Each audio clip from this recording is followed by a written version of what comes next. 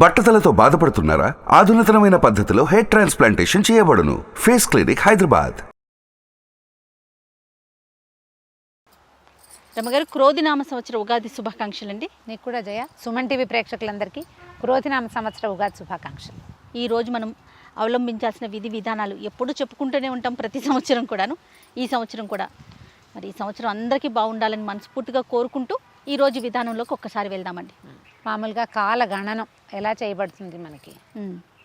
సంవత్సరాలకి పేర్లున్నాయి, నెలలకి పేర్లున్నాయి, రోజులకి కూడా పేర్లున్నాయి. మరి ఇవి కాకుండా కార్తెలు ఉన్నాయి, ఎన్నో రకాలు ఉన్నాయి కదా. అవును. అయితే దాని ప్రకారంగా మనకి కాలాన్ని విభజించి, ఆ విభజించిన కాలంలో ఇది ప్రత్యేకమైన రోజు, ఈ రోజున ఈ విధానాన్ని అవలంబించాలని హిందూ ధర్మశాస్త్రం మనకి ఎప్పటి నుంచో బోధించి ఉంది. భారతీయులంతా కూడా దీన్ని పాటిస్తారు. అయితే దక్షిణాది వారిది ఒక రకమైన సాంప్రదాయం, ఉత్తరాది వారిది ఒక రకమైన సాంప్రదాయం. అవునండి. ఈ మనం పాటించే ఉగాది మనలాగా మహారాష్ట్రియన్స్ కూడా, మరాఠీ వాళ్ళు కూడా పాటిస్తారట. గుడి పాడవా అంటారు. మనం ఉగాది పండగగా జరుపుకుంటాం. అవును. పౌర్ణమి నాడు ఏ నక్షత్రం ఉంటుందో ఆ నక్షత్రపు పేరుతోటి ఆ మాసాన్ని పిలుస్తారు. అట్లా మనకి చైత్రమాసం చిత్తా నక్షత్రంతో ఉంటాడు చంద్రుడు, అందుకని దీన్ని చైత్రం అన్నారు. చిత్ర నక్షత్రం పేరు, ఆ చిత్రతో ఉన్నాడు కాబట్టి చైత్రి అని చైత్రమాసము అని చెప్తారు. నెలలతో పాటు ఋతువులు నిర్ణయించారు. 6 ఋతువులు, 2 నెలలు ఒక ఋతువు కింద. ఈ మొట్టమొదటిగా ఇప్పుడు సంవత్సరం మొదలవబోతున్న ఈ మధుమాధవ మాసాలని వసంత ఋతువుగా చెప్తారు. వసంత ఋతువు రాగానే మొన్నటి దాకా ఉన్నది వేరు, మొన్నటి దాకా ఏముంది ఫాల్గుణ మాసాలు ఉన్నాయి, ఋతువు వెళ్ళిపోయి. ఇక్కడి నుంచి ఏంటంటే ఇదివరకు చెట్లు చిగురించటము, శోభాయమానం కావటం, మామిడి పూయటము, వేప పూయటము కనపడేవి మనకి. ఋతువులు పైకి కిందకి ఎగుడు దిగుడు అయిపోతున్నాయి చూడు.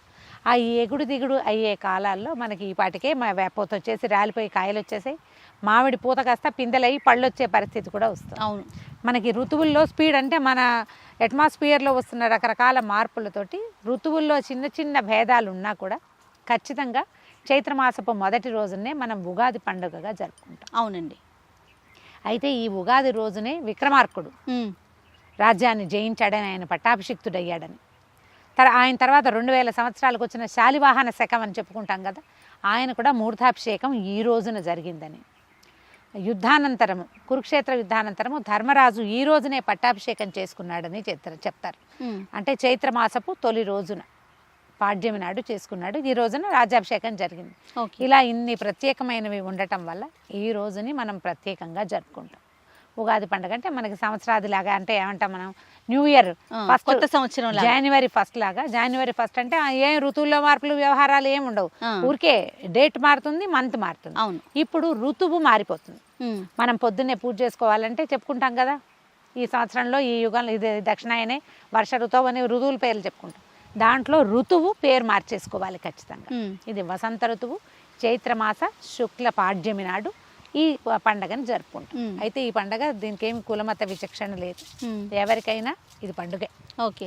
ఈ పండుగ మొదటి రోజున, సంవత్సరంలో మొదటి రోజున ఏది బాగా చేస్తే, ఏది చేస్తే అదే సంవత్సరం అంతా అట్లా ఉంటుందని, అందుకని పిల్లల్ని కాసేపు చదువుకోండి, కులాసాగా ఉండండి, కోట్లాడుకోవద్దు, చక్కగా శుభ్రంగా చేసుకుని తినండి చెప్తారు. ఒక్కొక్క ప్రాంతాల్లో ఒక్కొక్క రకమైన ఆచారం ఉంటుంది. ఒక్కొక్క ప్రాంతాల్లో ఏం చేస్తారు, అమ్మవారి ఆరాధన చేస్తారు ఉగాది రోజు. ఉగాది రోజున ఇప్పుడు చూడు, భగవంతుడిగా మనం పూజించేటువంటి భూమి మీద నడిచిన దేవుడు రామచంద్రుడు, ఆయన పుట్టినరోజుకి 10 రోజుల ముందు నుంచి మనం ఇది మొదలు పెడతాం. అవును. ఈ చైత్ర శుద్ధ పాడ్యమి నుంచి చైత్ర శుద్ధ నవమి దాకా ఈ 9 రోజుల్ని మనం వసంత నవరాత్రులుగా జరుపుకుంటాం. నవరాత్రులలో మొదటి రోజు మనకి తొలి పండుగ రోజు. ఇక్కడి నుంచి మన పండుగలు మొదలు. ఈ 9 రోజులు రాముల వారిని తలుచుకుంటూ ఈ రోజున పసుపు కొడతారు, ఈ రోజునే ఇంట్లో బాసకాలు అవి తయారు చేయటం మొదలు పెడతారు, మన మామిడికాకు తోరణాలు కట్టుకుంటారు, పండుగ వాతావరణం మొదలవుతుంది.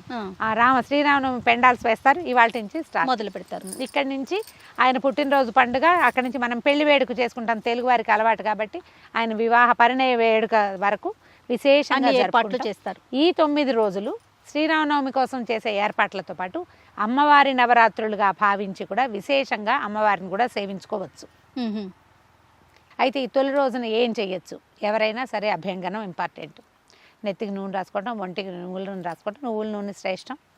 పొద్దున్నే తలంటి పోసుకోవటం, సూర్యోదయంతో పాటే లేచి స్నానం చేసుకోవటం, తర్వాత ఉగాది పచ్చడి ఆ వీడియో చేసి చూపించాం కదా. ఎవరెవరి మీ అలవాట్లను బట్టి ఎవరైనా 6 పదార్థాలే ముందు వెనక, 1, 2 ఎక్కువ తక్కువగా ఆవిడ వేపపూత పచ్చడి చేసుకోవటం, వేపపూతని తీసుకోవటం. మనం ఏం చేస్తామంటే ఇది ఆరోగ్య మాసం అని చెప్తారు. ఇక్కడి నుంచి ఏంటంటే ఆరోగ్యానికి అవసరమైన విధి విధానాన్ని అవలంబించడం ఈ రోజు నుంచి మొదలు పెడతాం. మనం ఇప్పటిదాకా పానకం తాగల, అవును, ఈ రోజు నుంచి స్టార్ట్. ఆహా. ఇక్కడ నుంచి 9వ రోజున చేసే శ్రీరామనవమి రోజున మనం ఏం పంచి పెడతామమ్మా? అందరికీ పానకమే పానకం, వడపప్పు. ఆడపప్పు. ఈ ఎండాకాలం తప్పకుండా మామిడి పానకం, అదే మన బెల్లం పానకం తీసుకోవాలి. దాంతోపాటు కొన్ని మామిడి ముక్కలు కూడా వేసుకోగలిగితే మంచిది. సీజన్ మారిపోవటం వల్ల రకరకాల వ్యాధులు వస్తాయి, ఎండ పెరుగుతుంది, సూర్యుడు తేజరెళ్ళుతాడు కదా, ప్రకృతి శోభాయమానంగా ఉంటుంది. దేనివల్ల? ఎండ వల్ల. క్రమంగా ఏమవుతుంది? ఎండ వేడెక్కిపోతుంది. ఇవాళ ఉన్న ఎండ చూడు, నువ్వు 9 రోజుల తర్వాత రాముల వారి పుట్టినరోజు నాటికి మాడిపోతుంది. చెమటలు దిగ్గారిపోతాయి, చలువు పందిళ్ళు వేస్తారు, అందుకే పందిళ్ళు వేసుకుంటాము. అయితే ఈ మా పానకం పుచ్చుకోవటము అలాంటిది ఇవాళ నుంచి స్టార్ట్ చేసుకోవచ్చు. ఆ చెరుకు రసాలు తాగటం, చెరుకు ముక్కలు ఇంట్లో తెచ్చి పెట్టుకోవటం, వేపపూత వాకిళ్లల్లో కట్టడం, మామిడాకులు కట్టుకోవటం, వీటన్నిటితో ఏంటంటే ఈ కాలంలో ఈ సీజన్ మార్పిడి వల్ల రాగలిగే రకరకాల అనారోగ్యాల్ని బయటికి తోసేయటానికి, మన ఇంట్లోకి రానివ్వకుండా చేయటం కోసం ఆయుర్వేదాన్ని మేళవించినటువంటి హిందుత్వ విధానాలు. ఇందులో మత ప్రస్తావన లేదు, మన వాళ్ళు ఏర్పరిచి పెట్టారు. కానీ మనకి సంబంధించింది కాదు, ఇది సార్వజనీనమైన వ్యవహారం. ఎవరికైనా ఆరోగ్యమే కదా, ఎవరిదైనా ఆరోగ్యమే కదా. ఎవరైనా మామిడాకులు కట్టుకోవచ్చు, అది మత విధానంగా భావించకూడదు. ఎందుకంటే ప్లెంటీ ఆఫ్ ఆక్సిజన్ ఇచ్చే లక్షణం మామిడిలో ఉంది. అది కోసిన తర్వాత చాలా గంటల పాటు ఏ ఆకైనా కోయగానే దాని జీవం కోల్పోతుంది. మామిడికి ఆ లక్షణాలు లేదు. ఎండేదాకా, పూర్తిగా ఎండిపోయేదాకా దాంట్లో నుంచి ఆక్సిజన్ వస్తూనే ఉంటుంది. తర్వాత సూక్ష్మక్రిములను అడ్డుకునే గుణం ఉంటుంది దానికి. దీంతో పాటు మనం ఏం చేస్తాం, ఈ రోజున వేపరొడ్డ కూడా కొంచెం 4-6 వేపాకులు, వేపరెమ్మలు కూడా తెచ్చి గుమ్మాలు కట్టుకుంటే ఈ అమ్మవారు ఏమైనా సూక్ష్మక్రిములు అవి లేకుండా ఉంటాయి. సూక్ష్మ క్రిముల వల్ల రాగలిగే సమస్యల్ని మనం ఇదివరకే చూసాం కదా, 3-4 ఏళ్ల క్రితం. వాటిలో నుంచి బయటకు వచ్చేసాం మనం. కానీ ఈ జాగ్రత్త ఏనాటిది? 1000 సంవత్సరాల నాటి నుంచే మనకి ఈ పద్ధతి ఉంది. ఈ పద్ధతిని పాటించండి. వాకిట్లో మామిడి తోరణాలు కట్టుకోవటం, కొన్ని వేప కొమ్మల్ని కట్టుకోవటం, ఈ వేపపూతతోటి పచ్చడి చేసుకోవటం. వేపపూత ఎక్స్ట్రా ఉంటే పారైపోకండి, వాటిని చక్కగా ఆరనివ్వండి. ఏ డైనింగ్ టేబుల్ మీదో ఏ గట్టు మీదో పోసి పక్కన పెడితే, ఓ పేపర్ మీద వేసి పెట్టారంటే తడి పీల్చేస్తుంది, పొడైపోతుంది కదా. అది 1-2 నెలలకి ఒకసారి దాన్ని కొంచెం నేతిలో వేయించి అన్నంలో వేసుకుని తింటే పొట్టలో ఉండేటువంటి పారాసైట్స్ పోతాయి. ఓకే, పొట్టలో పారాసైట్స్ ఎత్తాయి పిల్లలకి, పెద్దవాళ్ళకి కూడా.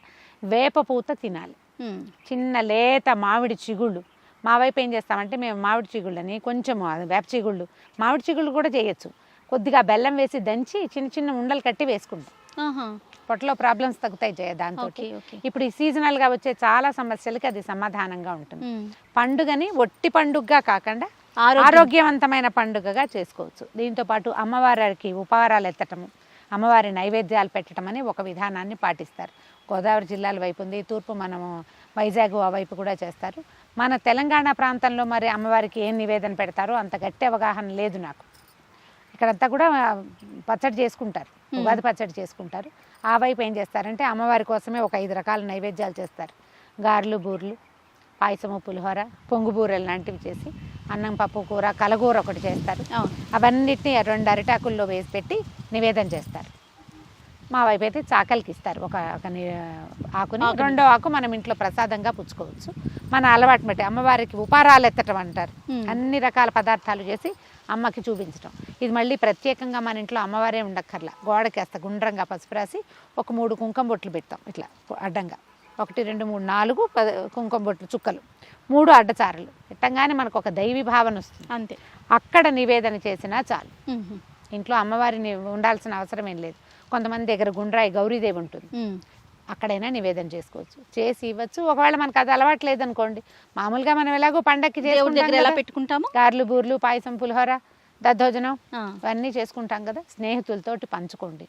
ఈ రోజున ప్రత్యేకంగా చేయవలసింది ఏంటంటే, 1 నింబకుసుమ భక్షణ అంటే వేపపూత తినడం పచ్చడి. తర్వాత సాయంకాలము మన ఉగాది పంచాంగ శ్రవణం. పంచాంగ శ్రవణం ప్రత్యేకంగా ఈ పండగకి ఏం చెప్తారంటే, ఒక్కసారి గడిచిన సంవత్సరం ఎలా ఉందో జ్ఞాపకం చేసుకుని ఆ ఇబ్బందుల్ని ఈ సంవత్సరం రాకుండా ఉండాలన్న ఒక ఆశావహ దృక్పథంతో మనం పంచాంగ శ్రవణం చేయాలి. పంచాంగ శ్రవణం చేస్తే ఏంటంటే, పంచాంగం 5 అంగాలు ఉన్నాయి కదా, తిథివార నక్షత్రాలు, తిథివారము, నక్షత్రము, కరణము, యోగము, ఈ 5టిని కలిపి పంచాంగం అంటారు.